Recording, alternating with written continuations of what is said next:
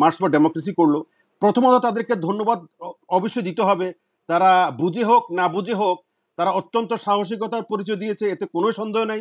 কারণ ফ্যাসিবাদ বিরোধী যে উচ্চারণ তারা গোপালগঞ্জে বসে এবং আওয়ামী লীগের বিরুদ্ধে গোপালগঞ্জে বসে, এরা আমাদের মেইন স্ট্রিম রাজনৈতিক দলগুলোর এই সাহস এখন পর্যন্ত তৈরি হয় নাই।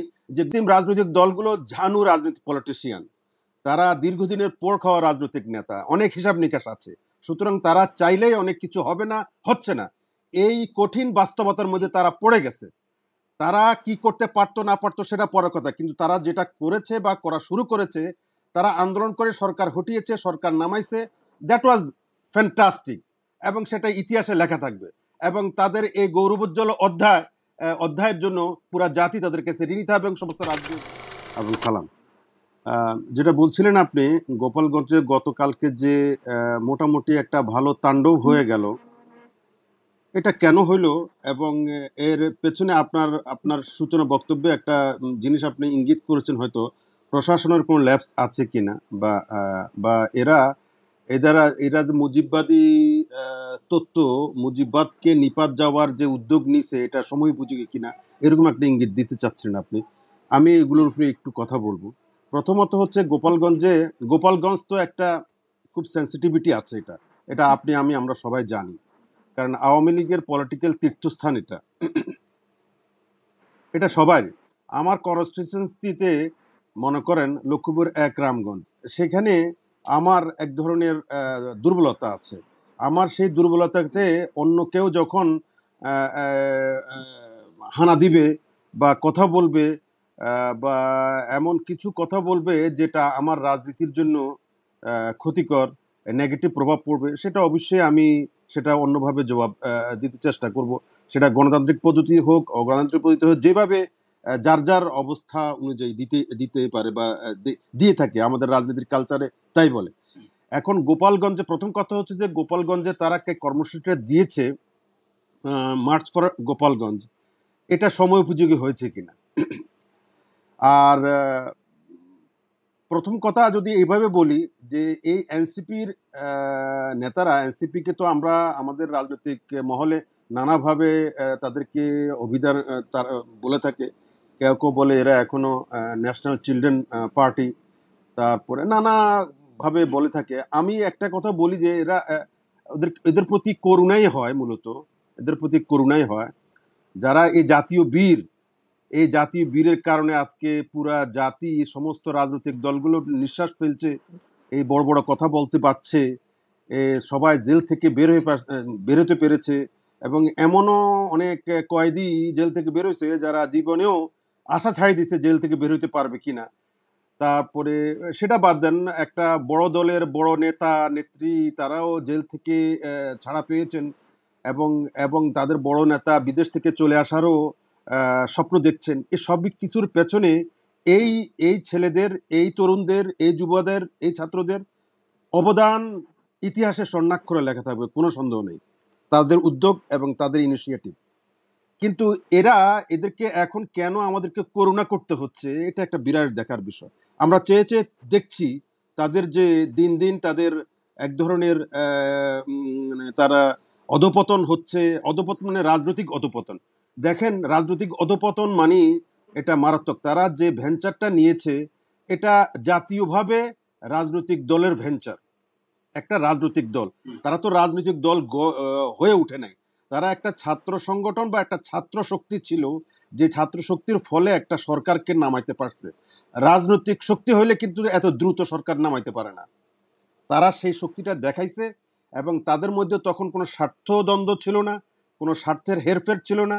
তারা দেশের জন্য, তাদের তাদের তাদের গোষ্ঠী স্বার্থের জন্য, তরুণ সমাজের জন্য এবং ভবিষ্যতের জন্য তারা এই ঝুঁকিটা নিয়েছে, জীবনের ঝুঁকি নিয়েছে, যৌবনের ঝুঁকি নিয়েছে। ঝুঁকি নিয়ে তারা জাতিকে উদ্ধার করেছে এবং জাতির উপকার করে দিয়েছে। এরপরে তাদের কর্মকাণ্ডগুলো নিয়ে জাতি আর মেনে নিতে পারে না, কেন যেন মনে হচ্ছে। এই জন্য আমার কাছে করুণা মনে হচ্ছে। রাজনৈতিক দলগুলো মুখে হয়তো তাদের প্রতি করুণা ছড়াবে, কোনো সন্দেহ নেই, তাদের এই হামলাকে নিন্দা জানাবে, তাতেও কোনো সন্দেহ নেই, এবং তাদের প্রতি খুব সিম্প্যাথেটিক হবে, তাও কোনো সন্দেহ নেই, এবং তাদের প্রতি হামলার বিচারও চাইবে, সেটারও কোনো সন্দেহ নেই, কিন্তু তারা প্রতিষ্ঠিত হোক, রাজনৈতিকভাবে প্রতিষ্ঠিত হোক, এই মুহূর্তে তারা রাষ্ট্রীয় ক্ষমতায় অধিষ্ঠিত হোক, এই বা তারা এমপি মন্ত্রী হোক, এই ধরনের চিন্তাভাবনা আমাদের মেইন স্ট্রিম রাজনৈতিক দলগুলোর কতটুকু আছে, কতটুকু মানে যৌক্তিক, বা কতটুকু আছে, বা কতটুকু তাদেরকে এগিয়ে দিবে, প্রমোট করবে, এটা নিয়ে যথেষ্ট ভাবনা চিন্তা আছে। আর আছে বলেই আজকে তারা যে কর্মসূচিগুলো দিচ্ছে সেগুলোর ক্ষেত্রে দেখেন 2024 গণ অভ্যুত্থানের পরে যে মাহমুদ ভাই, বলো। গতকালকের হামলার পর থেকে জামাত ইসলাম, জাতীয়তাবাদী দল বিএনপি, হেফাজত ইসলাম সবাই প্রতিবাদ জানিয়েছে যে হামলা হয়েছে, নিন্দাও জানিয়েছেন। বিএনপি মহাসচিব মির্জা ফখরুল ইসলাম আলমগীর তিনিও নিন্দা জানিয়েছেন, গণ অধিকারের নুরুল হক নূর তিনিও নিন্দা জানিয়েছেন। তো এই সকলের নিন্দাটা কি আপনি এনসিপি করুণা হিসেবে দেখছেন? না না, আমি এই নিন্দাকে আমি একজন রাজনৈতিক কর্মী হিসেবে এই নিন্দা, ভৎসনা, তারপরে এগুলো রাজনৈতিক ভাষা, ঠিক আছে? তো এটা দিতে হয়, দিচ্ছি। রাজনীতি করুন একটা বিষয়, খুবই একটা মানে আপনার রুথলেস একটা গেম, খুব নির্দয় একটা গেম। এরা যখনই রাজনৈতিক দল গঠন করেছে তখন তারা এই মেইন স্ট্রিম রাজনৈতিক দলগুলোর সাথে প্রতিযোগিতায় নেমে পড়েছে। এই মেইন স্ট্রিম রাজনৈতিক দলগুলো ঝানু রাজনৈতিক পলিটিশিয়ান, তারা দীর্ঘদিনের পোড় খাওয়া রাজনৈতিক নেতা, অনেক হিসাব নিকাশ আছে।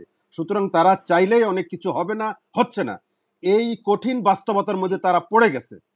তারা কি করতে পারতো না পারতো সেটা পরের কথা, কিন্তু তারা যেটা করেছে বা করা শুরু করেছে, তারা আন্দোলন করে সরকার হটিয়েছে, সরকার নামাইছে, দ্যাট ওয়াজ ফ্যান্টাস্টিক, এবং সেটা ইতিহাসে লেখা থাকবে। এবং তাদের এই গৌরবোজ্জ্বল অধ্যায়ের জন্য পুরা জাতি তাদের কাছে ঋণী থাকবে এবং সমস্ত রাজনীতি ঋণী থাকবে, সত্য। কিন্তু যখনই তারা রাজনৈতিক দল গঠন করলো এবং সমস্ত রাজনৈতিক দলগুলোকে এক ধরনের নেগেট করলো এবং সব ধরনের রাজনৈতিক দলগুলোকে এক ধরনের দায়ী করলো, তার মানে কি তাদের কাছে শ্রেষ্ঠ জিনিসটাই আছে, সেরা জিনিসটাই আছে, সেই সেরা জিনিসটাই তারা দিতে চাচ্ছে। এখন সেই সেরা জিনিসটা দেওয়ার জন্য সময় উপযোগী, স্থান, কাল, পাত্র, এটাতে তাদের কতটুকু ত্রুটি আছে কি নাই, বা তাদের অভিজ্ঞতা আছে কি নাই, এটা দেখার বিষয়। কারণ তাদের প্রথমত আমি যেটা বলবো, তারা যে কালকে ওখানে সারা বাংলাদেশে যে পদযাত্রা করছে, পদযাত্রা যে স্লোগানগুলো তারা দিচ্ছে, এই স্লোগানগুলো আপনার এই তারা যখন আন্দোলন করে, সে আন্দোলনের সময়ের স্লোগান এবং এখনকার স্লোগানের মধ্যে ফার ফার ডিফারেন্স। তারা যখন আন্দোলন করছে তখন সবাইকে একত্র করতে পেরেছে, সবাই একই অনুরণ, একই সুর অনুভব করেছে, একই তাড়া অনুভব করেছে, একই একই মানে স্বার্থ অনুভব করেছে। কিন্তু এখন তাদের স্লোগানে কেউ কেউ মনে হচ্ছে যেন হিংসা, জিঘাংসা এবং অন্যান্য রাজনৈতিক দলগুলো একে অন্যকে কোণঠাসা করার জন্য, ঘায়েল করার জন্য, কুপকায়িত করার জন্য যেভাবে শব্দ ইউজ করে থাকে, ন্যারেটিভ ইউজ করে থাকে এবং ডিসকোর্স তৈরি করে থাকে, সেই ধরনের তারা শুরু করে দিয়েছে। এতে করে তাদের অঙ্কুরেই তারা এক ধরনের উদগ্র প্রতিযোগিতার মধ্যে পড়ে গেছে। এবং এই প্রতিযোগিতার মধ্যে পড়তে গিয়ে তারা যে 24-এর গণঅভ্যুত্থান সময়কালে এবং তারপরে কয়েক মাস তারা যে সিম্প্যাথিগুলো পেয়েছে, তারা যে জাতির মানে দোয়া পেয়েছে রাজনৈতিক দলগুলোর, আমি মনে করি এখনো রাজনৈতিক দলগুলোর সে আছে, সিম্প্যাথি, দোয়া সব কিছুই আছে। কিন্তু রাজনৈতিকভাবে পলিটিক্যালি এটা কতটুকু ক্যাশ করতে পারবে এনসিপি, এটা নিয়ে যথেষ্ট সন্দেহ আছে। দ্বিতীয় কথা, যে কথাটা আমি বলতে চাইবো, এনসিপি কালকে ওখানে যখন তারা মানে পদযাত্রা, মার্চ ফর ডেমোক্রেসি করলো, প্রথমত তাদেরকে ধন্যবাদ অবশ্যই দিতে হবে।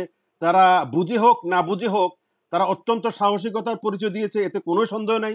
কারণ ফ্যাসিবাদ বিরোধী যে উচ্চারণ তারা গোপালগঞ্জে বসে এবং আওয়ামী লীগের বিরুদ্ধে গোপালগঞ্জে বসে, এরা আমাদের মেইন স্ট্রিম রাজনৈতিক দলগুলোর এই সাহস এখন পর্যন্ত তৈরি হয় নাই যে গোপালগঞ্জে বসে এই জাতীয় বক্তব্য উপস্থাপন করবে এবং এভাবে শেষ করতে হবে না সে